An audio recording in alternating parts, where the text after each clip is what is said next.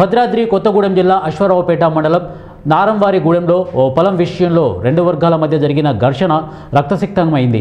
ఓ 5 ఎకరాల పొలాన్ని శ్రీహరి అనే వ్యక్తి వద్ద నారావారిగూడెం గ్రామానికి చెందిన మంగా వెంకటేశ్వర్లు, మంగా గణేష్లు కొనుగోలు చేశారు. ఇక కొనుగోలు చేసిన భూమిలో అరటి తోట వేశారు. ఈ భూమి తమదేనంటూ ఇదే గ్రామానికి చెందిన గేదెల విష్ణు కుటుంబం తమ వద్ద ఆధారాలు చూపిస్తున్నారు. రెండు వర్గాల మధ్య పొలం మాదంటే మాదని ఘర్షణ పడుతూ పోలీసులను ఆశ్రయించారు. 3 నెలలుగా వీరి పంచాయతీ కొలిక్కి రాలేదు. ఇరు వర్గాలు పోలీస్ స్టేషన్లో ఒకరిపై ఒకరు ఫిర్యాదులు చేసుకున్న తర్వాత గేదెల విష్ణు తన కుమారుడు గేదెల సురేష్ అరటి తోటను నరికివేశారని మంగా వెంకటేశ్వర్లు, గణేష్ ఆరోపిస్తూ చేను వద్దకు వెళ్లారు. ఈ క్రమంలో ముందుగానే పొలంలో ఉన్న గేదెల విష్ణు కుటుంబ సభ్యులతో మాట్లాడే క్రమంలో ఇరు వర్గాలు ఘర్షణ పడ్డారు.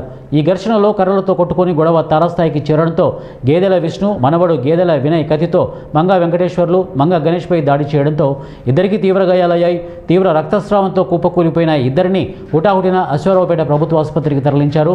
ప్రాథమిక చికిత్స అనంతరం పరిస్థితి విషమంగా ఉండడంతో ఇద్దరిని ఖమ్మం తరలిస్తున్నారు. ఈ ఘటనపై సమాచారం అందుకున్న పోలీసులు దర్యాప్తు చేపట్టారు. పోలీసు వాళ్ళు ఏం చెప్తారు, ఎంఆర్ఓ గారు ఏం చెప్తారు చూసి అప్పుడు మనం ఎవరిదైతే వాళ్ళు తీసుకుందాము. అప్పుడు గొడవ అయితే అప్పుడు దాకా ఆఫ్ చేయండి అంటే వాళ్ళ గేదెలు వినయ్, గేదెలు సురేష్, గేదెలు విష్ణు వాళ్ళ ముగ్గురు మాట్లాడుతుంటే మామూలుగా మేము గేట్ ఇటు పక్కన మాట్లాడుతున్నాం, వాళ్ళు అటు పక్కన మాట్లాడుతున్నారండి.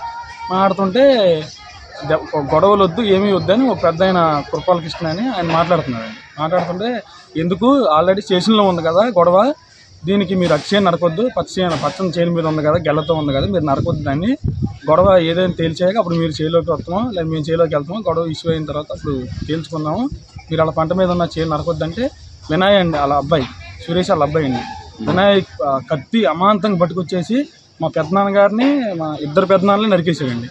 నా మీదకి మా గోయించాలని అందరిని నరికేస్తుంటే వాళ్ళ కృపాకృష్ణ ఇలా ఉన్న వాళ్ళు అందరూ ఆ కత్తి నొక్కు పట్టారండి. అలాగే లేకపోతే అందరిని నరికేస్తా అని ఇద్దరు నరికేసి మూడో వాళ్ళ మీదకి వస్తుంటే ఆ కత్తి పట్టుకొని అలా నొక్కామండి. ఉన్న వాళ్ళందరూ మమ్మల్ని కొట్టారండి.